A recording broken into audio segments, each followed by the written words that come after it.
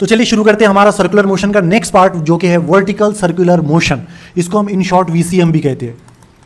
याद रखना, अब नेक्स्ट टाइम से मैं वीसीएम के वर्ड इस्तेमाल करूंगा। सो फार सर्कुलर मोशन में हमने जितनी भी स्टडी की वो है हॉरिजॉन्टल सर्कुलर मोशन की स्टडी। हॉरिजॉन्टल सर्कुलर मोशन बोल तो अगर हमारा पार्टिकल हॉरिजॉन्टल प्लेन में अगर मूव करता है, हमारा अगर कोई पार्टिकल हॉरिजॉन्टल प्लेन में सर्कुलर मोशन करता है तो हम उसे हॉरिजॉन्टल सर्कुलर मोशन कहते हैं। ओके, उसी तरह अगर से हमारा पार्टिकल वर्टिकल प्लेन में सर्कुलर मोशन करता है तो हम उसे क्या कहते हैं? वर्टिकल सर्कुलर मोशन कहते हैं। ये एक उसकी एग्जांपल है। देखिए वर्टिकल प्लेन है और इसमें ये जो पार्टिकल हमारा सर्कुलर मोशन कर रहा है, ये कौन सी मोशन कर रहा है? Vertical circular motion. अब हमारा नेक्स्ट टॉपिक है types of vertical circular motion. See, दो टाइप की वर्टिकल सर्कुलर मोशन होती है। एक होती है यूनिफॉर्म वर्टिकल सर्कुलर मोशन और एक होती है non uniform vertical circular motion.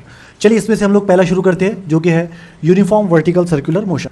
तो यूनिफॉर्म वर्टिकल सर्कुलर मोशन को समझने के लिए आप यहाँ पर एक छोटी सी एग्जांपल समझिए। ये हमारा झूला, ठीक है, इसे इंग्लिश में गैंट व्हील भी कहते हैं। अब देखिए ये वर्टिकल मोशन में घूमता है, ऐसा ऐसा घूमता है, है ना। तो ये कौन सी मोशन कर रहा है? वर्टिकल सर्कुलर मोशन कर रहा है। ओके, क्या ये जो इसका ये एक डब्बा पकड़ लीजिए, क्या ये डब्बा या कोई भी एक इसका झूला कंसिडर कीजिए, क्या ये झूला ग्रेविटी की वजह से ऊपर नीचे आ रहा है या ग्रेविटी की वजह से ही सर्कुलर मोशन कर रहा है? तो आंसर है नहीं, ये ग्रेविटी की वजह से नहीं घूम रहा है, ये तो मशीन से घूम रहा है या हमारे कंट्रोल से घूम रहा है।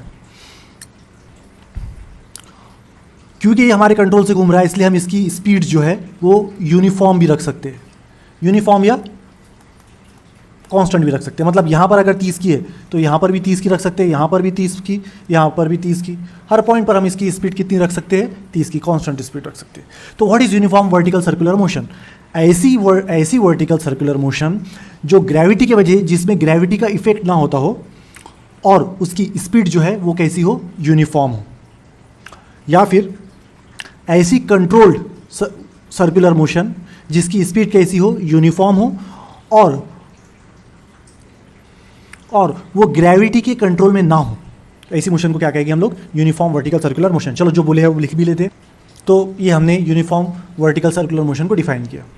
अ control vertical circular motion in which speed is either kept constant और not totally control by gravity. जो ग्रेविटी से कंट्रोल ना होती है और स्पीड कैसी हो उसमें कांस्टेंट, उसको क्या कहते हैं हम लोग? Uniform vertical circular motion. चलो अब दूसरी टाइप समझते हैं, that is non uniform vertical circular motion.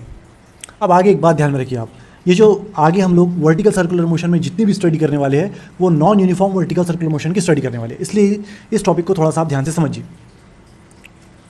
अब देखिए ये इसके हाथ में एक रस्सी बनी हुई है और हमारा पार्टिकल यहाँ पर है, और अब हमने क्या किया? इसको सिंपली काइनेटिक एनर्जी दे दी है यहाँ पर, दैट इज हाफ mv²।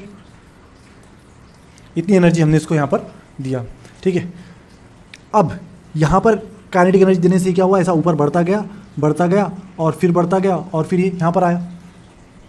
अब जब ये पार्टिकल यहाँ पर आया तो ये जो according to law of conservation of energy, ये काइनेटिक एनर्जी यहाँ पर किस फॉर्म में आ गई है?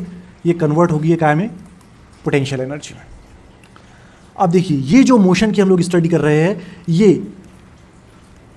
ये motion totally controlled by gravity है। ये मोशन काय के कंट्रोल में है? ग्रेविटी के कंट्रोल में। ये यहाँ से यहाँ पर हमारी एनर्जी थी, यहाँ पर गई, फिर ये यहाँ से ग्रेविटी की वजह से जो डाउनवर्ड फोर्स लगेगा उसकी वजह से फिर ये यहाँ पर नीचे आएगा।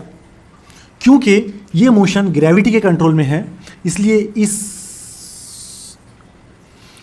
मोशन में पार्टिकल की वेलोसिटी हर पॉइंट पर कांस्टेंट नहीं हो सकती। ऐसा नहीं हो सकता कि यहाँ 30 की है तो यहाँ पर भी 30 की हो, यहाँ पर भी 30 की हो, यहाँ पर भी 30 की। अलग अलग जगह इसकी वेलोसिटी अलग अलग होगी, इसलिए हम इसे कहते हैं non uniform vertical circular motion. अच्छा, अब जो लिखा है, अभी जो पढ़ा है उसे लिख लेते हैं हम लोग। तो देखिए कैसे डिफाइन करेंगे non uniform vertical circular motion को। Vertical circular motion control only by काय से? ग्रेविटी से। तो अगर ग्रेविटी से कंट्रोल है तो स्पीड कैसी होगी? Different at different position. और इसमें क्या होता है? काइनेटिक एनर्जी और पोटेंशियल एनर्जी का क्या होता है? इंटर कन्वर्शन होता है, ठीक है। ये हो गया non uniform vertical circular motion. चलो अब आगे बढ़ते हैं। अब देखिए ये हमारा जो ब्लू कलर से मैंने साइन किया है, ये एक पार्टिकल है, ठीक है, जिसका मास है m और इसके ऊपर डाउनवर्ड फोर्स लग रही है ग्रेविटी की जी। तो ये हो गया mg। mg की डायरेक्शन कहाँ होगी? तो ये होगी mg की डायरेक्शन डाउनवर्ड, है ना। mg की डायरेक्शन हमेशा कैसी होती है? डाउनवर्ड। और ये मास अभी भी इससे लटका हुआ है, नीचे नहीं गिर रहा है, इसका मतलब टेंशन की डायरेक्शन क्या होगी फिर? अपवर्ड। ये होगी टेंशन की डायरेक्शन। टेंशन ये जो स्ट्रिंग है, धागा, जिस धागे से हमने बांध के रखा है, और ये हमारा सेंटर सी, तो धागे में जो टेंशन पैदा हुआ उसकी डायरेक्शन अपवर्ड। अब देखिए ये एक धागा है लाल कलर का, है ना।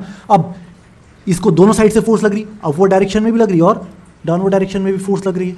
यानी कि इस पॉइंट पर ये एक धागा है, आपने इसको दो, एक हाथ से इधर खींचा, एक हाथ से इधर खींचा, है ना, तो ये धागे में टेंशन कैसा रहेगा है अभी मैक्सिमम रहेगा। और जोर से खींचा तो और टेंशन बढ़ेगा, और जोर से खींचा तो ये टूट जाएगा, ब्रेक हो जाएगा, है ना, क्योंकि टेंशन बढ़ रहा है। ठीक है, तो ये बात ध्यान में रखिए, वर्टिकल सर्कुलर मोशन में जो लोएस्ट पॉइंट होता है वहाँ टेंशन सबसे ज़्यादा होता है। अब अपर मोस्ट पॉइंट की बात करते हैं यहाँ की, जब ये पार्टिकल घूमते घूमते यहाँ पर आ जाएगा, ठीक है, तो ये होगी, तब इसके mg की डायरेक्शन होगी, ये होगी mg की डायरेक्शन डाउनवर्ड, और टेंशन की भी डायरेक्शन टूवर्ड द सेंटर ही होगी, है ना। तो यहाँ पर टेंशन कितना होगा, 0, टेंशन यहाँ पर होगा ही नहीं। ठीक है, समझ में आएगी बात कि अपर मोस्ट पॉइंट पर टेंशन कितना होता है, 0, लोएस्ट पॉइंट पर टेंशन कितना होता है, मैक्सिमम। उसी तरह यहाँ पर या यहाँ पर जब ये पार्टिकल घूमता घूमता यहाँ पर आएगा, उसी तरह पार्टिकल घूमता घूमता है यहाँ पर भी इसके टेंशन की कुछ ना कुछ वैल्यू होगी, वही हमको फाइंड आउट करना है। चलो फिर टेंशन के लिए हम लोग एक्सप्रेशन बनाते हैं कि यहाँ पर टेंशन कितना होता है, यहाँ पर तो हमको मालूम है 0 होता है, और ये पॉइंट पर टेंशन कितना होता है, इस पॉइंट और इस पॉइंट पर टेंशन सेम होगा। ठीक, अच्छा, एक और बात सवाल आता है हमारे दिमाग में कि यहाँ पर सेंट्रीपिटल फोर्स का काम कौन कर रहा है, सेंट्रीपिटल फोर्स का काम कौन कर रहा है, tension in the string, tension कर रहा है। अगर यहाँ पर टेंशन 0 हो गया तो क्या पार्टिकल्स वर्टिकल सर्कुलर मोशन करेगा, तो आंसर है हाँ, बिल्कुल करेगा, क्योंकि उसके पास कुछ ना कुछ वेलोसिटी होगी। और यहाँ सेंट्रीपिटल का जब टेंशन 0 हो जाएगा तो सेंट्रीपिटल का फोर्स का काम कौन करेगा, यहाँ ग्रेविटी करेगा। इसको मैं वेलोसिटी को आगे एक्सप्लेन करूँगा आपको। अभी आप थोड़ा सा इतनी बात ध्यान में रखिए कि यहाँ पर जो पार्टिकल जब ऐसा घूमता घूमता यहाँ पर आएगा, इसकी वेलोसिटी जो यहाँ पर होगी वो होगी rg। आगे हम इसको प्रूव करेंगे, अभी ध्यान में रखिए। यहाँ पर जब वो आएगा, यहाँ पर उसकी वेलोसिटी होगी 3rg, और जब वो यहाँ पर आएगा, यहाँ पर उसकी वैल्यू होगी 5rg। बस आपको इतना ध्यान में रखना है। तो चलिए टेंशन के लिए एक्सप्रेशन बनाते हैं। तो हमें टेंशन के लिए एक्सप्रेशन बनाना है, और ये रहा हमारा टेक्स्ट बुक का नेक्स्ट क्वेश्चन। और क्वेश्चन है हमारा point mass undergoing vertical circular motion under gravity.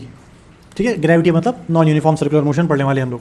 और अगर इस पॉइंट से कोई क्वेश्चन आता है तो वो क्वेश्चन कुछ इस तरह पूछे, कुछ इस तरह है क्वेश्चन पूछेगा। अगर इस टॉपिक से आया तो 2 या 3 मार्क के लिए क्वेश्चन पूछ सकता है। तो ये हमारा लाल कलर का पार्टिकल है जिसका मास है m, और उसके ऊपर ग्रेविटी की फोर्स लग रही है downward, that is mg force downward. ठीक है, और टेंशन, इस स्ट्रिंग में जो टेंशन है उसकी फोर्स की डायरेक्शन अपवर्ड। ओके, और ये हमारा C पॉइंट है सर्कल का सेंटर। हमको मालूम करना है ये जो लोअर पॉइंट है L, ये जो अपर मोस्ट पॉइंट है U, और ये जो मिडल पॉइंट है M या N। इन 3 पॉइंट पर याद रखिए M, N और N एक ही पॉइंट है, एक ही लोकेशन पर एक ही पॉइंट है।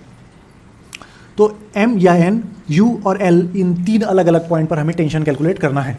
तो उसके लिए क्या करते हैं हम लोग, यहाँ पर एक कोई भी पॉइंट कंसिडर कर लेते हैं हम लोग। अब ये घूमता घूमता मान लेते हैं, ये जो मास का टुकड़ा है हमारा घूमता घूमता यहाँ पर आ गया, तो उस वक्त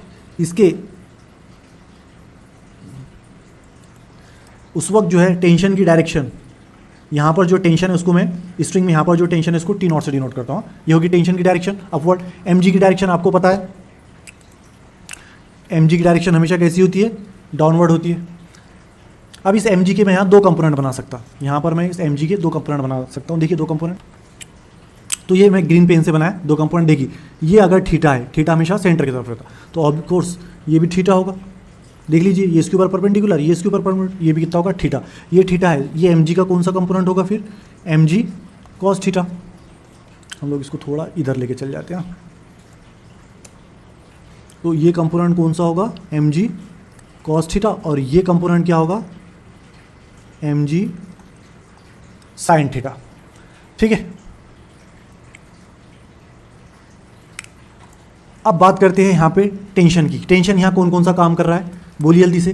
टेंशन कौन कौन सा काम कर रहा है, एक तो mg cos थीटा को बैलेंस कर रहा है। टेंशन किसको काम कर रहा है, mg cos थीटा को बैलेंस कर रहा है, प्लस टेंशन यहाँ पर क्या का काम कर रहा है, सेंट्रीपिटल फोर्स का भी काम कर रहा है, यानी कि mv²/r का भी काम कर रहा है। इसलिए हम लोग लिखे T0 = mg cos theta plus, क्योंकि दोनों काम कर रहा है इसलिए प्लस mv²/r। इसको हम लोग इक्वेशन ए दे देते हैं। अब देखिए इस इक्वेशन से हमें एक बात समझ में आती है कि टेंशन जो है वो एंगल पे भी डिपेंड करता है, ठीक है, और वेलोसिटी पे भी डिपेंड करता है। एनीवे हम एंगल की बात करते हैं, टेंशन क्या पे डिपेंड करता है, एंगल पे। अब ये पार्टिकल घूमता घूमता यहाँ पर आ गया, तो यहाँ पर जो इसका टेंशन है, यहाँ पर जब ये आया तो स्ट्रिंग जब ये यहाँ पर आया तो यहाँ पर जो टेंशन होगा वो कितना होगा, TU। यहाँ पर जो टेंशन उसको हम निकाले TU, है ना। तो TU पर जब वो टेंशन आया तो TU किसके बराबर होगा, बोलिए जल्दी से। TU = पहले मैं ये टर्म लिखता हूँ, प्लस है इधर उधर लिखे तो चलता, mv² upon r minus mg। ये कैसा है आपको समझ में आया? ठीक है, मैंने बहुत शॉर्टकट ले लिया, इसे मैं थोड़ा सा समझा के बताता हूँ। अब देखिए, ये जब घूमते घूमते यहाँ पर आया तो यहाँ पर थीटा की वैल्यू कितनी होगी? यहाँ पर थी 0, यहाँ पर थी 90 और यहाँ पर थी 180, तो थीटा की वैल्यू होगी 180। तो cos theta that is cos 180 किसके बराबर होता है? -1 के बराबर होता है। ये वैल्यू यहाँ पर पुट करता हूँ। So TO is equals to mv² upon r -1 mg। Cos theta की वैल्यू कितनी है? -1, इसलिए यहाँ पर प्लस क्या आ गया? माइनस आ गया। अब मैंने आपको बोला था कि यहाँ पर वेलोसिटी ध्यान में रखना। वेलोसिटी कितनी होती? v की वैल्यू कितनी होती है? √rg। तो v² किसके बराबर हुआ फिर? rg के बराबर। तो v² क्या मैं यहाँ rg लिख लेता हूँ। सो m rg upon r minus mg। ये r से r cancer, mg minus mg कितना? 0। जैसा कि हमने पहले भी इसको समझे थे कि यहाँ पर टेंशन कितना होता है? 0 होता है। ठीक है, अब चलिए यहाँ पर निकाल लेते हैं हम लोग टेंशन लोएस्ट पॉइंट पर कितना होता है, या फिर हम पहले ये मिडवे पोजीशन पर निकाल लेते हैं। तो टेंशन एट मिडवे पोजीशन, यहाँ पर जो टेंशन होगा, यहाँ पर जो टेंशन होगा वो होगा Tm, और इसी तरह यहाँ पर जो टेंशन होगा वो होगा Tn, और दोनों भी पॉइंट पर टेंशन कैसा होगा? एक जैसे ही होगा। So Tm is equals to Tn। ठीक है, और यहाँ पर अगर एंगल की बात करें तो यहाँ पर एंगल कितना होगा? 90, और cos 90 कितना होता है? cos 90 इज इक्वल्स होता है 0। सो Tm या Tn किसके, यहाँ पर जब पार्टिकल है हमारा यहाँ पर, तो उसने क्या काम किया? सेंट्रीपिटल फोर्स का काम किया है सिर्फ। तो हम लोग लिख लेंगे mv² अपॉन r। और मैंने आपको बताया है कि यहाँ पर वेलोसिटी कितनी होती है? Thrice rg। वेलोसिटी का स्क्वायर कितना होता है? Thrice rg। तो लिख लेते हैं m thrice rg divided by r से क्या सर? Thrice mg। तो यहाँ पर जो पार्टिकल होता है, जब पार्टिकल होता है तब उसके ऊपर टेंशन कितना होता है? Thrice rg। या यहाँ पर जब पार्टिकल होता है उसके ऊपर टेंशन कितना होता है? Thrice rg। चलो, तो हमने लोएस्ट पॉइंट पर भी निकाल लिया, मिडवे पॉइंट पर भी निकाल लिया। अब अपर मोस्ट पॉइंट पर निकालते हैं। सॉरी, हमने अपर मोस्ट पॉइंट पर निकाल लिया, मिडवे पॉइंट पर भी निकाल लिया, लोअर मोस्ट पॉइंट पर निकालते हैं। और हमको मालूम है लोअर मोस्ट पॉइंट पर टेंशन कैसा होता है? मैक्सिमम होता है। तो ये है हमारा tension eight lowest most position या लोअर पॉइंट। और इसे हम यहाँ पर टेंशन कितना है? TL। यहाँ टेंशन कितना है? TL। जब यहाँ पर पार्टिकल है हमारा यहाँ पर, तो थीटा की वैल्यू कितनी है? 0। यहाँ से तो शुरू हो, थीटा की वैल्यू कितनी? 0। और तो हमारा पॉइंट हो जाएगा TL is equals to mv² upon r plus, और देखिए थीटा की वैल्यू कितनी है? 0, और cos 0 होता है 1, तो mv² upon r plus mg।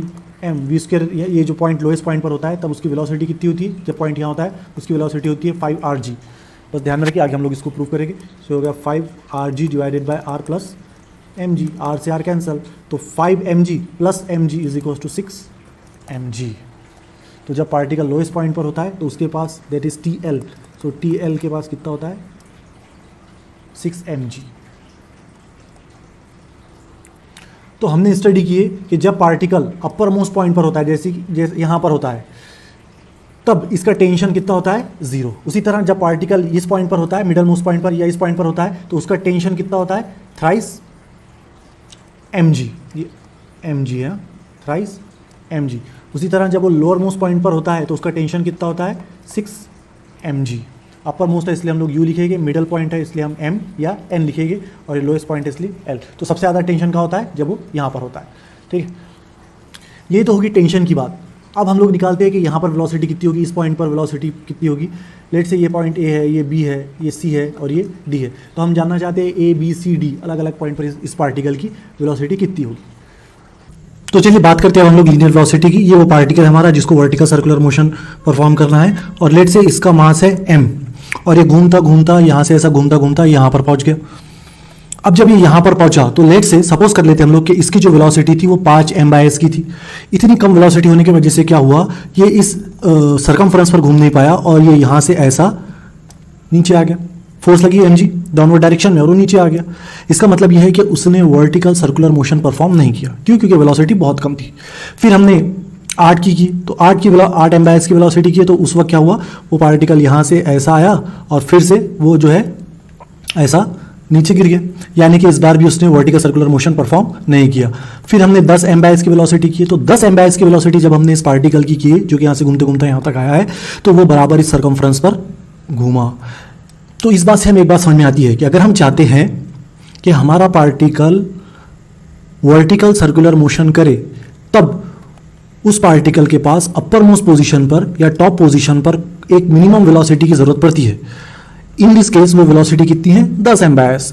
अगर इससे कम वेलोसिटी अगर हमने की दिया उसको, जैसे कि 7, 8, 5, 6, 4, इससे कम वेलोसिटी अगर हमने दिए, तो वो particle vertical circular motion perform कर ही नहीं पाएगा। और 10 से ज़्यादा किए तो फिर भी आराम से वर्टिकल सर्कुलर मोशन परफॉर्म कर लेगा। तो हमको एक बात समझ में आई कि जब पार्टिकल हमारा वर्टिकल सर्कुलर मोशन करता है तो उसे एक मिनिमम वेलोसिटी की ज़रूरत पड़ती है। उससे कम वेलोसिटी अगर देंगे तो वो क्या होगा, ग्रेविटी की फोर्स की वजह से या mg की वजह से नीचे आ जाएगा। ये जो 10 m/s की वेलोसिटी है, जो कि हमें मिनिमम मेंटेन करनी होती है, इसे हम कहते हैं मिनिमम लीनियर वेलोसिटी। क्या कहते हैं हम इसे, मिनिमम लीनियर वेलोसिटी। इसी की स्टडी करनी है हमको। अब देखिए यहाँ पर मिनिमम वेलोसिटी कितनी है, 10। अगर हमारी मिनिमम वेलोसिटी बच्चों 10 की है, 10 m/s की है, ठीक है, उस वक्त इस कंडीशन की बात कर रहे हैं, उस वक्त ही सिर्फ टेंशन कितना होगा, 0 होगा। अपर मोस्ट पोजीशन की बात कर रहा हूं मैं। जब हमारी अपर मोस्ट पोजीशन पर मिनिमम वेलोसिटी कितनी होगी, 10 m/s। ये वेलोसिटी वो वेलोसिटी है जिसकी वजह से वो क्या कर पाएगा, वर्टिकल सर्कुलर मोशन कर पाएगा। तो अगर ये सिचुएशन है तो उस सिचुएशन में ही सिर्फ टेंशन कितना होगा, 0 होगा। अगर वेलोसिटी हमने 100 की कर दी तो तब टेंशन 0 नहीं होगा, तब टेंशन की कुछ और वैल्यू होगी। तो हमें ये जो मिनिमम वेलोसिटी है इसके लिए एक्सप्रेशन बनाना है। तो चलिए बढ़ते हैं आगे। तो ये है हमारा next question, obtain an expression for the linear velocity at different position in linear vertical circular motion. अगर इस टॉपिक से कभी एग्जाम में क्वेश्चन पूछा तो वो कुछ इस तरह पूछ सकता है, define vertical circular motion and obtain an expression for the linear velocity at different position in VCM। तो हमने वर्टिकल मोशन को तो डिफाइन कर लिया, अब लीनियर वेलोसिटी के लिए एक्सप्रेशन बनाते हैं। ठीक है, यहां पर ये डायग्राम को देखिए। अब आप 3 पोजीशन कंसीडर करते हैं हम लोग। ये पोजीशन जो है इसको नाम देते हैं A, फिर उसके बाद ये जो पोजीशन है इस पोजीशन को नाम देंगे B, और ये जो पोजीशन है ये पोजीशन होगी C। और जो वेलोसिटी C पर होगी वही वेलोसिटी किस पर होगी, D पर होगी, यानी कि C और D पर वेलोसिटी की वैल्यू सेम होगी। मैग्नीट्यूड वेलोसिटी का कैसा होगा, सेम होगा, डायरेक्शन अलग अलग हो सकती है। ओके, और जो हमारा पार्टिकल जो वर्टिकल सर्कुलर मोशन कर रहा है वो क्लॉक सेंस में कर रहा है, मतलब घड़ी की डायरेक्शन के हिसाब से वो वर्टिकल सर्कुलर मोशन कर रहा है। आपको पता है लीनियर वेलोसिटी की डायरेक्शन, जो पार्टिकल सर्कुलर मोशन करता है उसकी लीनियर वेलोसिटी की डायरेक्शन टेंजेंशियल होती है, इसलिए मैंने इसे यहाँ टेंजेंशियल ड्रॉ किया। ठीक है, अपर मोस्ट पॉइंट की बात करते हैं तो यहाँ पर वेलोसिटी कितनी है, VA, पॉइंट क्या है A, और यहाँ पर जो टेंशन है, ये जो टेंशन है उसकी वैल्यू उसको मान लेते हैं T1। ओके, तो अगर अपर मोस्ट पॉइंट पर सेंट्रीपिटल फोर्स की बात करें, सेंट्रीपिटल फोर्स का काम कौन कर रहा है वहाँ, देखिए अपर मोस्ट पॉइंट पर मिनिमम वेलोसिटी निकाल रहे हैं हम लोग, यानी कि टेंशन कितना होगा, 0। सेंट्रीपिटल फोर्स का काम कौन करेगा, सिर्फ mg। ये हमने ऊपर ऑलरेडी पढ़ चुका है, ये सेंट्रीपिटल फोर्स का काम mg कैसे करता है। ठीक है, ठीक है। अब देखिए यहाँ टेंशन तो 0 है, टेंशन 0 है, यानी कि सेंट्रीपिटल फोर्स का काम कौन करेगा, ग्रेविटी की फोर्स। ठीक है, दैट इज mg। ओके, हाँ, तो सेंट्रीपिटल फोर्स mv²/r, ये m जैसा का वैसा, g जैसा का वैसा, m से m कैंसल, तो v² किसके बराबर हुआ, rg, यानी कि v, या नेक्स्ट लाइन में लिख लेता, v किसके बराबर हुआ, √rg के बराबर हुआ। तो ये वो मिनिमम वेलोसिटी है, ये वो मिनिमम वेलोसिटी है जो हमें यहाँ इस पॉइंट पर रिक्वायर होगी। कम से कम हमें इतनी वेलोसिटी को मेंटेन करना पड़ेगा। अगर इससे कम वेलोसिटी को हमने यहाँ मेंटेन किया, यहाँ पर इससे कम वेलोसिटी अगर है तो वो particle vertical circular motion perform करेगा ही नहीं, और ये ऐसा नीचे की तरफ गिर जाएगा। ओके, चलिए, ये A पॉइंट पर होगी वेलोसिटी, इसलिए हम इसको VA कहेंगे। सो VA किसके बराबर होता है, √rg के बराबर। ठीक है, ये होगी टॉप पोजीशन पर, टॉप पोजीशन। अब हम यहाँ बॉटम पोजीशन पर ले लेते हैं। अब थोड़ा बॉटम पोजीशन पर इसको समझिए, यहाँ पर हमको वेलोसिटी कैलकुलेट करना है कि वेलोसिटी यहाँ पर कितनी है।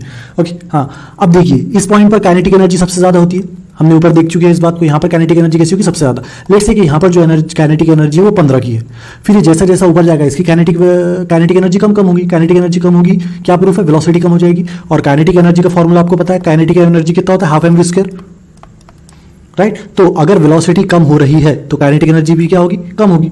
तो यहाँ पर वेलोसिटी सबसे कम होती है, यहाँ पर वेलोसिटी सबसे कम होगी, यानी कि यहाँ पर काइनेटिक एनर्जी भी कैसी होगी, सबसे कम होगी। तो यहाँ पर अगर 15 की है तो लेट से कि यहाँ पर काइनेटिक एनर्जी कितनी है हमारी, 5 की, तो 15 - 5 कितना हुआ, 10। ये 10 क्या है, ये 10 एनर्जी कहाँ गई? तो हमको पता है law of conservation of energy, energy neither be destroyed nor be created nor be destroyed, है ना? तो एनर्जी को तो हम डिस्ट्रॉय नहीं कर सकते, तो फिर ये 10 की एनर्जी कहाँ गई? ये 10 की एनर्जी क्या होगी? हमारी पोटेंशियल एनर्जी में कन्वर्ट हो गई। समझ में आ गया? तो अगर हमको यहाँ पर मैंने लिखा है when the particle is present at the top position it's potential energy will be, तो पोटेंशियल एनर्जी यहाँ लिख लेता हूं मैं, पोटेंशियल एनर्जी एट ए, ये किसके बराबर होगी? 15 क्या थी? Kinetic energy at B minus kinetic energy at A, तो लिख लेते हैं हम लोग यहां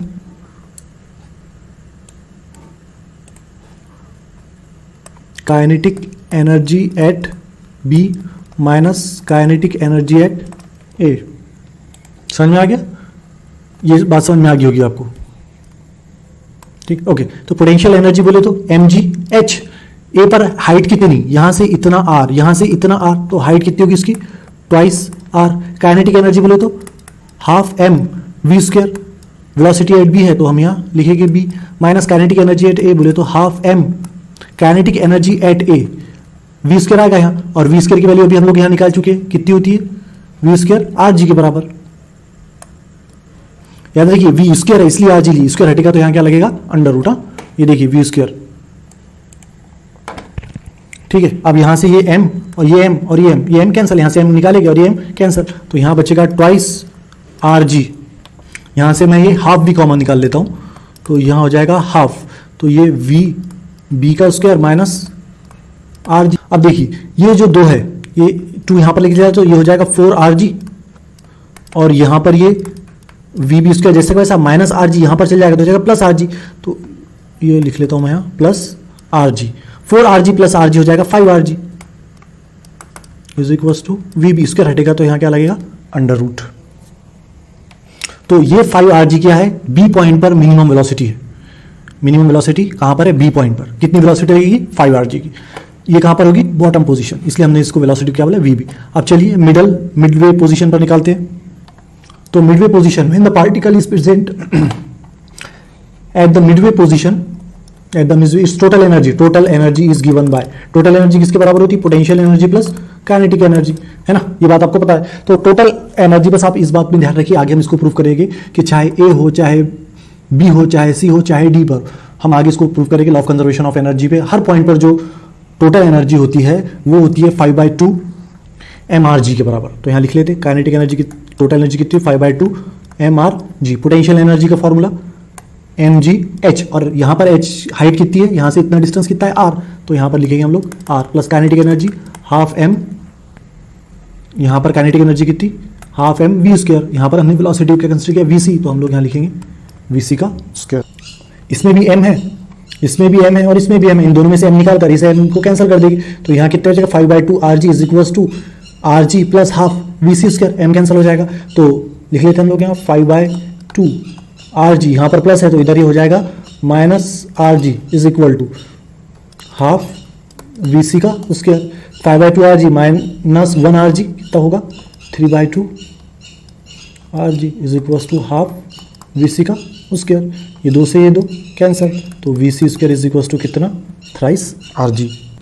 और अगर हम यहाँ से अंडर रूट हटाते हैं तो vc किसके बराबर हो जाएगा? Under root thrice rg।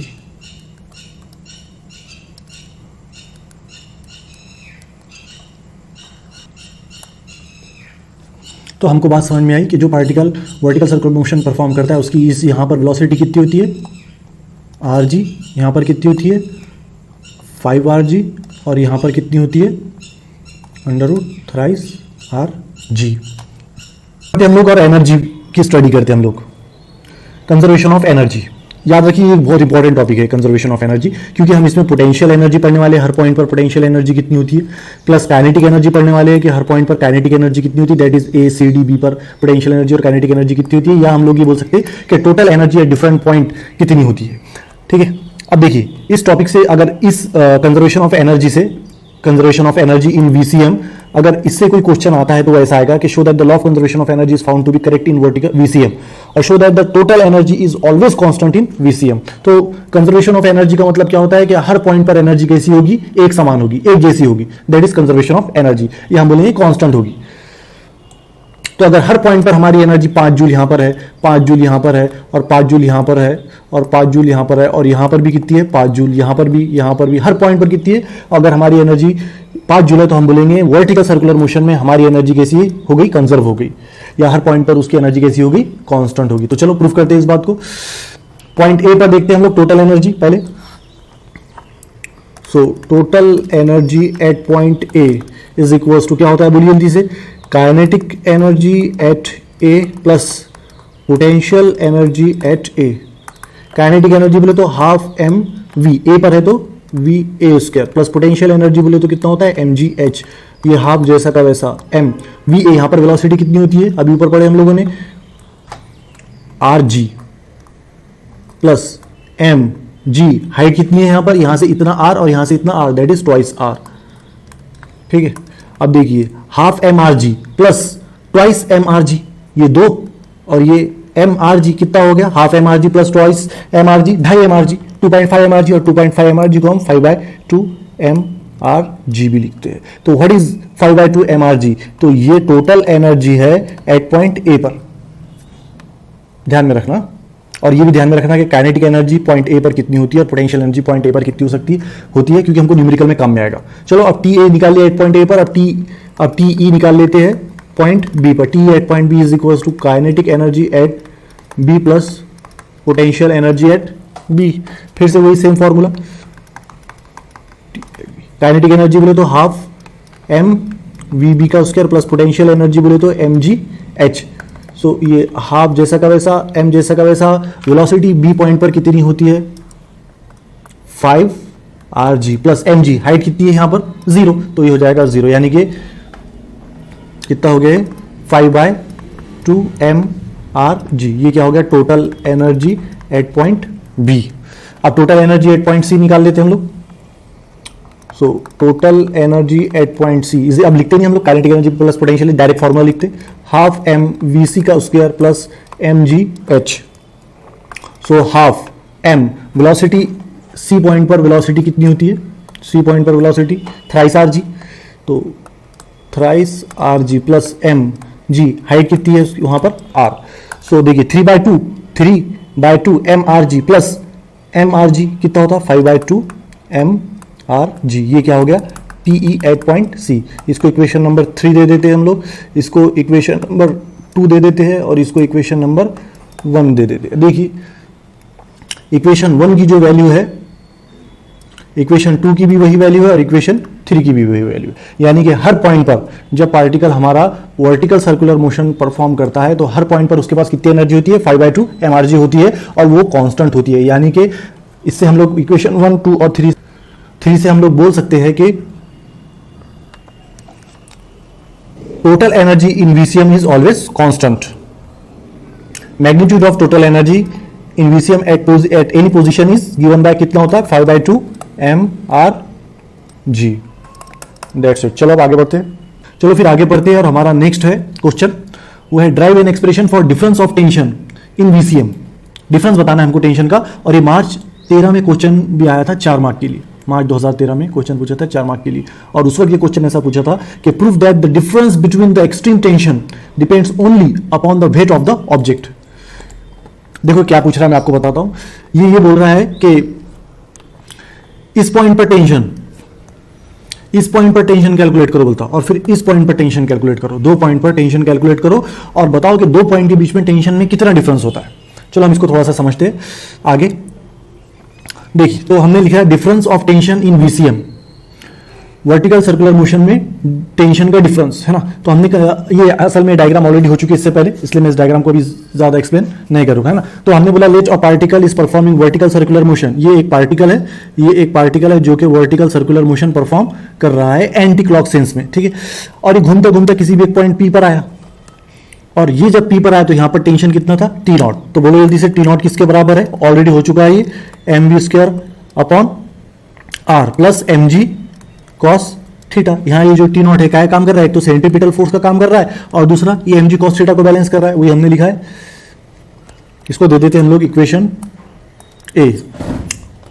अच्छा टी, अब ये क्या हुआ, ये पार्टिकल घूमता घूमता ये यहां पर आ गया, लोअर मोस्ट पॉइंट पर आ गया, तो हम लोग लिखे लिखेंगे now consider the point at, now consider the body at point at lowest point, lowest point पर अब हमने बॉडी कंसीडर की। लोएस्ट पॉइंट पर हम जानते हैं वेलोसिटी v स्क्वायर किसके बराबर होती है, 5rg के बराबर होती है, और यहाँ पर थीटा कितना है, 0 ऑलरेडी हो चुका है ना। तो हम लोग लिखेंगे ये वैल्यू इक्वेशन 1 में पुट करते हैं। सो m देखिए t यहाँ इस पॉइंट पर टेंशन कितना है, TL है, तो यहाँ TL m, ये m जैसा का वैसा, v स्क्वायर की वैल्यू कितनी है 5rg divided by r plus ये mg जैसा का वैसा, और cos थीटा की वैल्यू कितनी है 0, और cos 0 कितना होता है 1।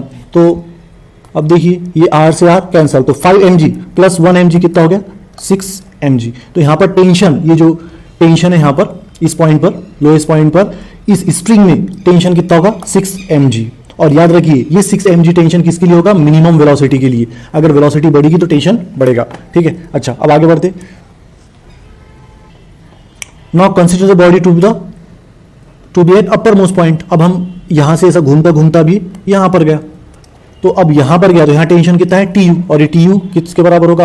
अब एक और बात आपको मालूम है, वो जो अपर मोस्ट पॉइंट है, अपर मोस्ट पॉइंट यहां पर वेलोसिटी कितनी होती है RG, और थीटा की वैल्यू कितनी है वहां पर 180, ठीक है, या पाई।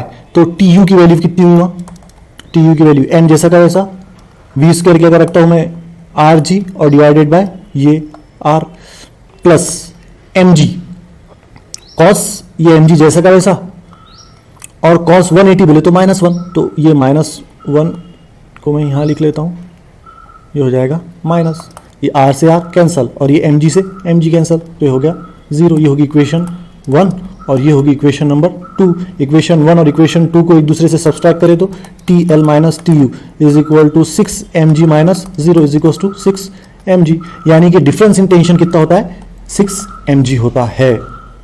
काय के लिए, फॉर मिनिमम वेलोसिटी। अगर वेलोसिटी बढ़ेगी तो ये जो डिफरेंस है टेंशन का ये भी बढ़ेगा। या एक बात आप इस तरह भी समझ सकते हैं कि ये आप स्फीयर ऑफ डेथ में, अब स्फीयर ऑफ डेथ क्या होता है मैं आगे बताता हूं आपको। और आपका वेट है 50, आपका वेट है 50 न्यूटन, आपका वेट कितना है 50 न्यूटन। तो ये ऐसा घूमते घूमते घूमते जब यहाँ पर आएंगे आप, तो आपका वेट यहाँ पर कितना होगा 50 मल्टीप्लाइड बाय 6, यानी कि 300 न्यूटन यहाँ पर आपका वेट हो जाएगा, 6 टाइम ज़्यादा ये यहाँ पर है। ओके, तो ये हो गया डिफरेंस इन टेंशन। चलो अब आगे बढ़ते हैं। चलिए अब हम लोग शुरू करते हैं बांस टाइड टू ए रॉड। सी अब तक हमने क्या स्टडी किया है, अब तक हमने स्टडी किया है कि ये हमारा एक वर्टिकल प्लेन है और इसमें ये एक हमारा पार्टिकल है P, ठीक है। और ये जो P है ये एक धागे, एक डोर से बंधा हुआ है, ठीक है, ये डोर से बंधा हुआ है और ये ऐसा घूमता हुआ अगर ऊपर गया तो यहाँ पर हमको एक मिनिमम वेलोसिटी को मेंटेन करके रखना होगा, तभी ये पार्टिकल इस सरकमफ्रेंस पर घूमेगा और वर्टिकल सर्कुलर मोशन को और वर्टिकल सर्कुलर मोशन होगा, ठीक है। अब जो हम लोग ये अब तक हमने ये सिचुएशन की स्टडी की। अब देखिए, अब मान लीजिए आप कि ये हमारा एक वर्टिकल प्लेन है और ये हमारा पार्टिकल है जो कि अटैच है एक लोहे की रॉड से। ये जो आपको दिख रहा है ये क्या है, आयरन रॉड, या हम इसको रिजिड बॉडी भी कहेंगे। बेसिकली रिजिड बॉडी वो होती है जिसके ऊपर जब हम एक्सटर्नल फोर्स लगाते हैं तो एक्सटर्नल फोर्स का इस बॉडी के ऊपर कोई इफेक्ट नहीं होता है। तो लोहा हमारी एग्जांपल है रिजिड बॉडी की, ठीक है। और इस रिजिड बॉडी, देखिए पहले यहां पर क्या लगाए थे हमने, स्ट्रिंग, और अब क्या लगाए, आयरन रॉड, या इसको हम लोग रिजिड बॉडी कहते हैं। इसके एक सिरे पर अब हमने क्या लगाया, मांस का टुकड़ा। और अब हमने अगर इसको ऐसा यहां से यहां पर लेके गए, अगर यहां से यहां पर लेके गए हमने इसको, तो ये जो रॉड है ये यहां पर आ जाएगी, हमारा सेंटर है, ठीक है, ये रॉड यहां पर आ जाएगी।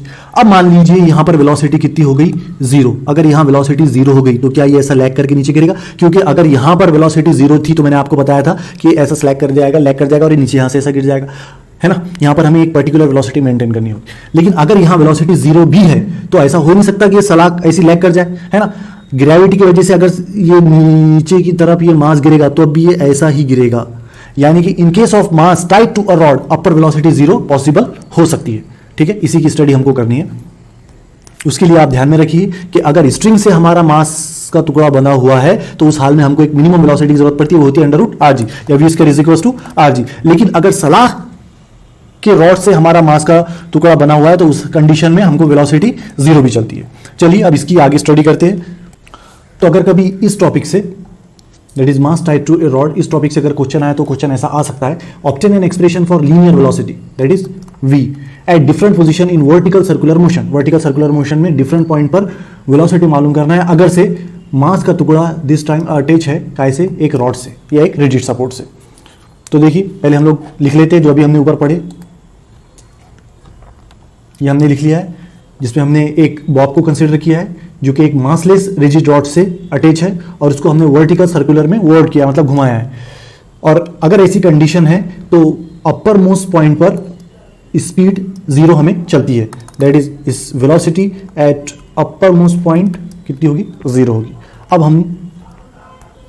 अब हम वेलोसिटी कैलकुलेट करते हैं लोअर मोस्ट पोजीशन पर। एक डायग्राम बना लेते हैं हम लोग। तो ये रही हमारी डायग्राम जिसमें ये जो आपको दिख रहा है ना, ये मैंने आयरन रॉड लिया है। तो अगर ये यहाँ पर है तो यहाँ पर इसको कितनी वेलोसिटी चलती, मिनिमम वेलोसिटी इसको 0 भी चलती, 0 वेलोसिटी है तब भी ये यहाँ से ऐसा मूव हो जाएगा। ठीक है, तो वो अपर मोस्ट पर तो फाइंड आउट कर लिया हम लोगों ने, कितनी होती है 0। ठीक है, या हम इसे VA भी बोलते हैं। अब VB पे फाइंड आउट करना है, that is velocity at lower most point, इसको हम डिनोट करेंगे कैसे, VB से। सो अब देखिए हम इसे कैसे प्रूफ करते हैं। According to law of conservation of energy, total energy at A ये किसके बराबर होगी, टोटल एनर्जी एट B के बराबर होगी। टोटल एनर्जी बोले तो kinetic energy plus potential energy, है ना। उसी तरह टोटल एनर्जी एट B बोले तो kinetic energy eight B plus potential energy eight B। अब एक पोजीशन यहां पर बात करते हैं हम लोग। अब देखिए यहां पर हमको वेलोसिटी 0 चलती है, या काइनेटिक एनर्जी होती है हाफ mv², तो यहां पर वेलोसिटी 0 है तो काइनेटिक एनर्जी भी कितनी हो जाएगी 0। पोटेंशियल एनर्जी की बात करते हैं mg, और h कितना है, यहां से इतना है r और यहां से इतना है ट्वाइस r, तो इसको हम लोग लिख लेते हैं twice r is equal to, हाँ अब इधर देखिए b पर काइनेटिक एनर्जी कितनी, हाफ mv², कहां पर b पर, प्लस पोटेंशियल एनर्जी b पर कितना, तो पोटेंशियल एनर्जी होता है mgh और यहाँ हाइट कितनी है 0 r ट्वाइस r, तो यहाँ पर अगर h 0 है तो ये पोटेंशियल एनर्जी भी कितना हो जाएगा 0 हो जाएगा। ठीक है, ये 2 यहाँ पर चल जाएगा, m से m कैंसिल हो जाएगा, तो ये हो जाएगा 4rg is equals to v² b। Therefore v² that is velocity, minimum velocity at b कितना होगा 2√rg, rg 2√rg, ये मैंने इसे करेक्ट कर लिया। ठीक है, और यहां पर भी स्क्वायर नहीं आएगा, स्क्वायर हटा तो यहां अंडर रूट लगा ना। तो देखिए यहां पर 0 है और यहां पर वेलोसिटी हमको मिनिमम कितनी मेंटेन करना पड़ेगा 2√rg। ये आपको ऐसा याद रखने में मुश्किल जाएगा, इसलिए आप इसे इस तरह याद रखिए 4√4rg, इस तरह याद रखिए कि यहां पर मिनिमम वेलोसिटी कितनी होती √4rg। तो basically this is the expression for velocity at lower most point. अब चलिए मिडवे पोजीशन पर हम वेलोसिटी कैलकुलेट करते हैं। मिडवे पोजीशन की बात करें तो हमारा जो आयरन रोड है वो कैसा हो जाएगा, हॉरिजॉन्टल हो जाएगा। चलो पहले लिख लेते हैं हम लोग। अब देखिए यहां पर था, अब ये यहां से यहां पर आ गया, हॉरिजॉन्टल हमारा रॉड हमारा हॉरिजॉन्टल हो गया। यहां पर जो वेलोसिटी है उसको हम लोग नाम दे देते हैं VC, लीनियर वेलोसिटी VC। यहां पर वेलोसिटी VA, यहां पर वेलोसिटी VB। ओके, तो VC कैलकुलेट करना है अब हमको। फिर से हम लोग law of conservation of energy लगाएंगे, that is total energy at A is equal to total energy at C। Total energy बोले तो kinetic energy plus potential energy A पर, उसी तरह kinetic energy at C plus potential energy at C। अब A point पर kinetic energy कितनी, A point पर kinetic energy 0, तो ये हो जाएगा टर्म 0, अभी ऊपर पढ़े हम लोगों ने। A पॉइंट पर पोटेंशियल एनर्जी कितनी mg ट्वाइस r, अब ये हो चुका है ऊपर। हाँ, काइनेटिक एनर्जी एट C पर काइनेटिक एनर्जी कितनी, so half mvc² plus potential energy इस पॉइंट पर कितनी mg और h बोले तो r। ठीक है, अब देखिए ये जो mgr है ये इधर प्लस है, इधर जाएगा तो हो जाएगा माइनस mgr। 2 mgr में से 1 mgr जाएगा तो 1 mgr बचेगा, और ये फिर जैसा का वैसा। ओके, ये m से ये m कैंसिल, तो VC² that is velocity at point C किसके बराबर हुआ, ट्वाइस gr के बराबर, या VC किसके बराबर हुआ, अंडर ट्वाइस gr के बराबर। लिख लेते हैं हम लोग, this is the expression for velocity at Midway point. अब इसके जो छोटे मोटे कॉन्सेप्ट्स हैं वो हम लोग न्यूमेरिकल में देखेंगे। आज बस मैं चाहता हूं कि ये 50 मिनट की वीडियो में पूरा वर्टिकल सर्कुलर मोशन खत्म हो जाए, फिर नेक्स्ट लेक्चर में हम इसके बहुत सारे न्यूमेरिकल देखेंगे। तो चलिए शुरू करते हैं हमारा नेक्स्ट टॉपिक, जो कि है sphere of death. Sphere of death को हम लोग ग्लोब ऑफ डेथ भी कहते हैं। जो हमारे प्रीवियस लेक्चर हुए हैं उसमें हम लोगों ने बच्चों वेल ऑफ डेथ की स्टडी की है, जो कि ऐसा एक कुआं होता है और उसमें हम लोग हॉरिजॉन्टल सर्कुलर मोशन परफॉर्म करते हैं, है ना, या हॉरिजॉन्टल प्लेन में हम हमारी गाड़ी को दौड़ाते हैं, वो होता है वेल ऑफ डेथ। याद रखिए, वेल ऑफ डेथ और स्फीयर ऑफ डेथ दोनों अलग अलग बातें हैं। हालांकि दोनों को भी सर्कस में खेला जाता है। स्फीयर ऑफ डेथ जो है वो कुछ इस तरह का होता है। ये दिख रहा है आपको, स्फीयर लाइक स्ट्रक्चर। हाँ, और इसके अंदर हम क्या करते हैं, गाड़ियों को चलाते हैं। अगर आप इसको एनिमेशन से देखना चाहते हैं तो देखिए, कुछ इस तरह हमारी गाड़ी स्फीयर ऑफ डेथ के अंदर दौड़ती है। ये इसके अंदर वर्टिकल सर्कुलर मोशन भी कर सकती है और हॉरिजॉन्टल सर्कुलर मोशन भी परफॉर्म करती है।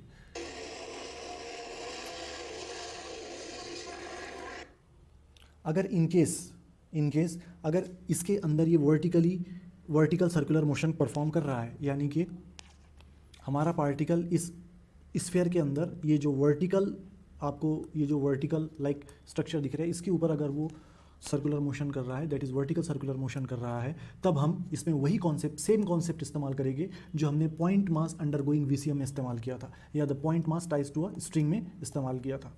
ठीक है, जैसा कि अपर मोस्ट पोजीशन पर उसकी वेलोसिटी उसने मिनिमम कितनी मेंटेन करना चाहिए, आरजी, और जब वो मिडल पोस्ट पर होगा तो थ्राइस आरजी, और जब लोएस्ट पोजीशन पर होगा तो अंडर रूट 5 आरजी। या फिर अगर वो लोएस्ट पोजीशन पर अपनी velocity under root 5 R G maintain करता है, तो जब वो हाईएस्ट पोजीशन पर जाएगा उसकी वेलोसिटी खुद ब खुद अंडर रूट आरजी हो जाएगी।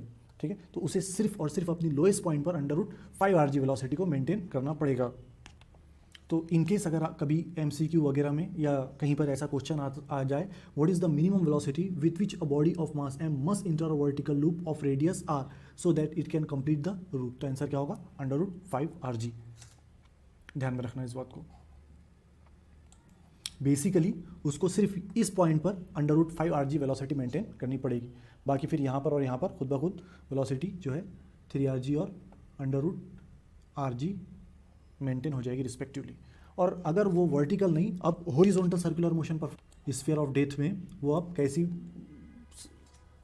मोशन परफॉर्म कर रहा है, हॉरिजॉन्टल सर्कल में घूम रहा है अगर हमारा राइडर, तो उस वक्त हम कोनिकल पेंडुलम के कॉन्सेप्ट को एज इट इज इस्तेमाल करेंगे इसमें। और अगर हमने एक बकेट में पानी भरे और उसको ऐसा घुमाए, तो ये basically vertical circular motion perform हो रही है यहाँ पर, वर्टिकल सर्कुलर मोशन। तो अब फिर से हम यहाँ पर कौन से कॉन्सेप्ट इस्तेमाल करेंगे, यहाँ पर भी ये वाले कॉन्सेप्ट इस्तेमाल करेंगे न्यूमेरिकल्स में। बस यही छोटी मोटी बातें थी। अब हम नेक्स्ट टॉपिक की तरफ बढ़ते हैं हमारे, जो कि है vehicle at the top of convex bridge. बहुत ही इंटरेस्टिंग टॉपिक है। चलो फिर इसकी डायनामिक्स को हम लोग समझते हैं। देखिए, ये हमारा एक कॉन्वेक्स ब्रिज है, ये ब्रिज है, और इस कॉन्वेक्स ब्रिज के ऊपर हमारी एक टू व्हीलर या हमारी एक व्हीकल मूव हो रही है। अगर आपने रोलर कोस्टर को देखा होगा तो उसका ये जो हिस्सा है ना, ये हमारा कॉन्वेक्स ब्रिज है, और ये जब नीचे से ऊपर जा रहा है तो ये कॉन्केव ब्रिज है। इतना हिस्सा कॉन्केव ब्रिज और इतना हिस्सा कॉन्वेक्स ब्रिज है। तो हमको आज स्टडी ये करनी है कि ये जो कॉन्वेक्स ओवर ब्रिज है हमारा, इसके ऊपर से हमारी व्हीकल मैक्सिमम कितनी वेलोसिटी से मूव हो सकती है, इसी की बेसिकली हमको स्टडी करनी है। V max is equal to कितना है हमको फाइंड आउट करना है।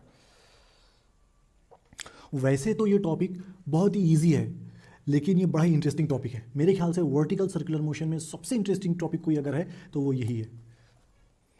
अब देखिए, अब हम ये वी मैक्स को किस तरह फाइंड आउट करते हैं। मान लीजिए कि ये जो हमारी व्हीकल है ये वी वेलोसिटी के साथ ऐसा मूव हो रही है आगे की तरफ, क्योंकि ये जो ब्रिज है ये बेसिकली सर्कल का ही पार्ट है, तो इसके ऊपर ये जो हमारी व्हीकल है जो मूव हो रही है वो basically vertical circular motion perform कर रही है। मान लेते कि यहाँ से हमारी गाड़ी मूव होते होते यहाँ तक आई है, ठीक है। जब ये यहाँ पर है तब mg की फोर्स लगेगी डाउनवर्ड, mg की फोर्स डाउनवर्ड लगेगी टूवर्ड द सेंटर। मैं इसे हटा देता हूँ पहले, अब आपको क्लियर दिख रहा होगा ना। तो mg की फोर्स लग रही है टूवर्ड द सेंटर, है ना, और सरफेस के ज़रिए लगाई गई व्हीकल पर फोर्स जो कि है नॉर्मल हमारी, है ना। एम जी अगर एक्शन है तो रिएक्शन क्या होता है हमारा यहाँ पर, नॉर्मल क्या है, रिएक्शन है, ठीक है। तो अगर हम एम जी की बात करें तो यहाँ पर एम जी कौन कौन सा काम कर रहा है, टूवर्ड्स द सेंटर है, यानी कि सेंट्रीपिटल फोर्स का काम कर रहा है, M V square upon R, plus ये नॉर्मल को भी बैलेंस कर रहा है, ये काय को बैलेंस कर रहा है, नॉर्मल को भी बैलेंस कर रहा है। अब अगर हम यहाँ नॉर्मल की वैल्यू निकालना चाहते हैं तो बच्चों नॉर्मल हो जाएगा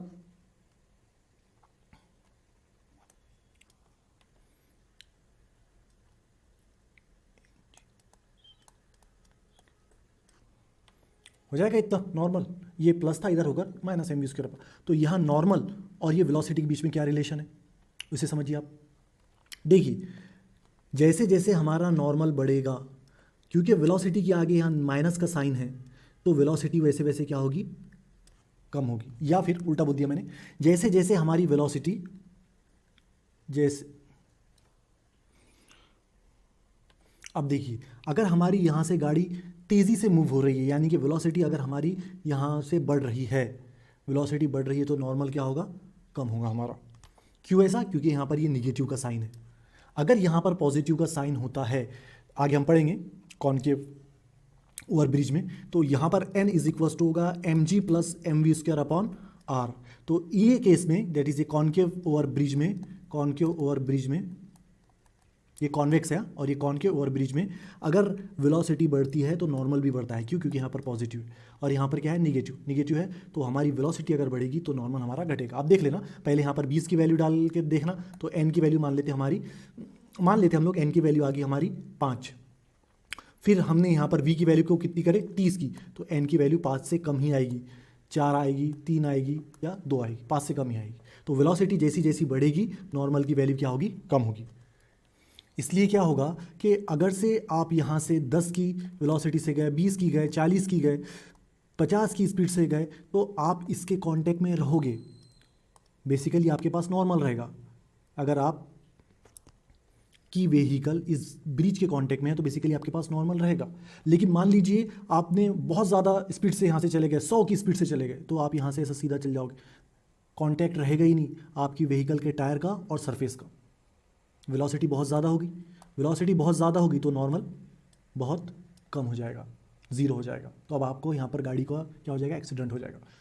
ध्यान में रही बात, हाँ। तो देखिए 50 तक हमारी गाड़ी यहाँ पर कैसे होगी, सेफली मूव होगी, 10 से भी, 20 से भी, 40 से भी, 50 से भी। लेकिन जैसे ही हमने 60 की स्पीड किए, है ना, हमने यहाँ पर एग्जाम्पल में 100 समझे, अभी हम 60 समझ लेते हैं। तो जैसे ही हमने हमारी गाड़ी को 60 की स्पीड से बढ़ाए तो हमने देखा हमारी गाड़ी क्या होगी, दुर्घटनाग्रस्त होगी। तो मैक्सिमम 50 तक हम यहाँ पर जो है इस ब्रिज पर मैक्सिमम 50 की वेलोसिटी से मूव कर सकते हैं।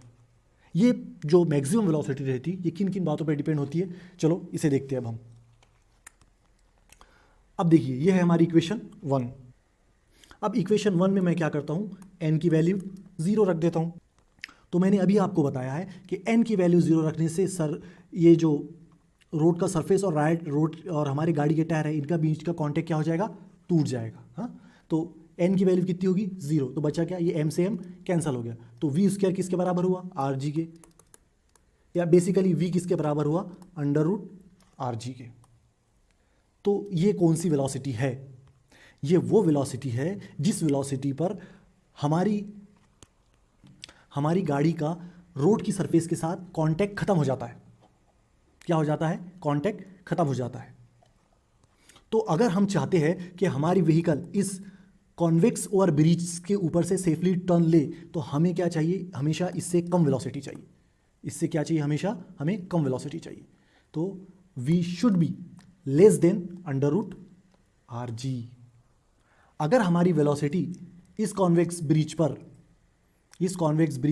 √rg से कम है, अगर √rg से क्या है, कम है, तब हम यहां से सेफली मूव हो जाएंगे। लेकिन आपकी टेक्स्ट बुक में क्या बोला गया है, n इज इक्वल टू 0 तब होगा बोलता, ये वो सिचुएशन आपकी टेक्स्ट बुक के हिसाब से ये जस्ट मेंटेनिंग कांटेक्ट की सिचुएशन है। इसका मतलब समझ रहे हैं आप, जस्ट मेंटेनिंग कांटेक्ट की सिचुएशन का मतलब क्या है कि इतनी भी वेलोसिटी अगर है, that is v is equal to √rg, इतनी भी वेलोसिटी है, तब भी तब भी हमारी गाड़ी क्या है, इस ब्रिज से सेफली टर्न हो जाएगी, इतनी भी वेलोसिटी अगर हमारी गाड़ी की है तो। क्या कहा उसने, n इज इक्वल टू 0 को, देखिए जस्ट मेंटेनिंग कॉन्टैक्ट वाली वेलोसिटी है ये, जस्ट मेंटेनिंग वाली वेलोसिटी है, यानी कि हम मैक्सिमम इतनी, यानी कि हम मैक्सिमम √rg के बराबर या उससे कम 50 या 50 से कम वेलोसिटी से अगर हम इस कॉन्वेक्स ओवर ब्रिज से जाएंगे तो हमारी गाड़ी सेफली टर्न हो जाएगी या यहाँ से सेफली पास हो जाएगी। और अगर इससे ज़्यादा वेलोसिटी हमने की है 60 70 100 है ना, तो हमारी गाड़ी फिर हवा में उड़ेगी और पक्का हमारा एक्सीडेंट होने वाला है। तो हम लिख लेते हैं कि ये V max is less than और इक्वल टू √rg क्या है, हमारी क्या है, मैक्सिमम सेफ वेलोसिटी है व्हीकल की जब ये top of convex over bridge पर होता है। अब चलिए हम थोड़ा सा vehicle at the top of a concave over bridge पढ़ते हैं। हालांकि आपको दिखेगा कि हमको सिलेबस में नहीं है ये, बेसिकली हमको सिलेबस में नहीं, हमको सिर्फ कॉनकेव है, लेकिन ये जो do you know, use your brain, ये जो सेक्शन है ना, इसमें बेसिकली इसने कॉनकेव के ऊपर क्वेश्चन पूछा है, इसलिए हमको इससे पढ़ना ज़रूरी है। हाँ, अब देखिए कॉनकेव ओवर ब्रिज, अब देखिए ये व्हीकल हमारी ये कॉनकेव ब्रिज पर से जा रही है, तो बेसिकली ये क्या कर रही है, वर्टिकल सर्कुलर मोशन कर रही है, बेसिकली VCM परफॉर्म कर रही है। और अभी वो बॉटम पोजीशन पर है ना, बॉटम पोजीशन पर है तो mg लगेगा बेटा डाउनवर्ड डायरेक्शन में। या आप इस व्हीकल को यहां नहीं बल्कि पहले यहां पर कंसीडर कीजिए कि ये व्हीकल बेसिकली अभी कहां पर है, यहां पर है, तो ये होगा इसका mg डाउनवर्ड डायरेक्शन में, ये होगा उसका नॉर्मल। अब ये मत बोलना नॉर्मल ऐसा ड्रॉ क्यों किए। अब हम क्या करते हैं, इस mg के यहाँ दो कंपोनेंट बना लेते हैं। अब देखिए यहाँ कहीं है सेंटर, और सेंटर पे हमेशा क्या रहता है, थीटा होता है, तो ये हो गया थीटा। अगर ये थीटा है तो ये गारंटीड थीटा होगा, अगर ये थीटा है तो mg का ये कंपोनेंट क्या होगा, बोलो जल्दी से। अगर ये cos थीटा है तो ये क्या होगा फिर, साइन थीटा। अब यहाँ देखिए नॉर्मल ने कौन कौन सा काम किया है, नॉर्मल ने काम किया है mg cos थीटा का plus mv² upon r, that is centripetal force का काम किया है इसने, ठीक है। अब देखिए ये व्हीकल घूमते घूमते यहाँ पर आ गई, यहाँ पर आ गई, यानी कि थीटा कितना हो गया 0, तो n इज इक्वल टू कितना हो जाएगा, mg cos 0 बोले तो 1 प्लस mv² अपॉन r। अब इस केस में देखिए v के आगे प्लस है, यानी कि नॉर्मल बढ़ेगा तब जब वेलोसिटी भी बढ़ेगी।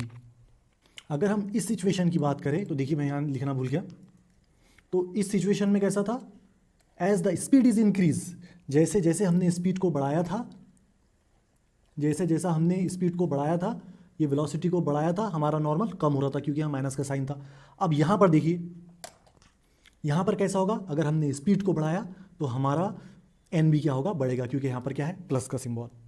अब देखिए आपके टेक्स्ट बुक वाला एक क्वेश्चन पूछता है, how does the normal force on A concave suspension bridge changes when a vehicle travelling on it with constant speed, है ना। वो बोल रहा है कि स्पीड कांस्टेंट है, अगर इस स्पीड कांस्टेंट है तो नॉर्मल चेंज होगा क्या, तो आंसर है हाँ होगा, क्योंकि देखिए ये कांस्टेंट है, एम भी कांस्टेंट है, आर भी कांस्टेंट है, एम भी कांस्टेंट है, जी भी कांस्टेंट है, लेकिन थीटा कांस्टेंट थोड़ी है। जब ये यहाँ पर होगा, जब अलग थीटा होगा तब यहाँ, तो थीटा के चेंज होने से नॉर्मल चेंज होगा। तो इसका आंसर क्या आएगा, इस क्वेश्चन का आंसर क्या होगा, इसका आंसर होगा as theta changes normal reaction will also change.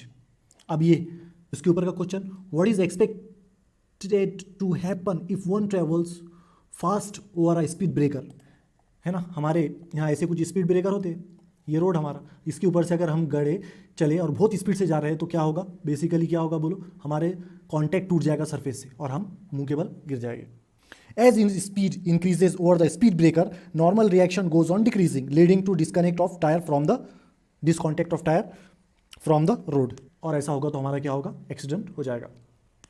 अब देखिए इसके ऊपर ये पूछ रहा है, do you know roller coaster, मैंने अभी आपको बताया ये है, और इसमें बेसिकली ये क्या हो रहा है, यहां से जब ये जा रहा है तब भी वर्टिकल सर्कुलर मोशन हो रहा है, और यहां से ऊपर जा रहा है तो तब भी क्या हो रहा है, वर्टिकल सर्कुलर मोशन।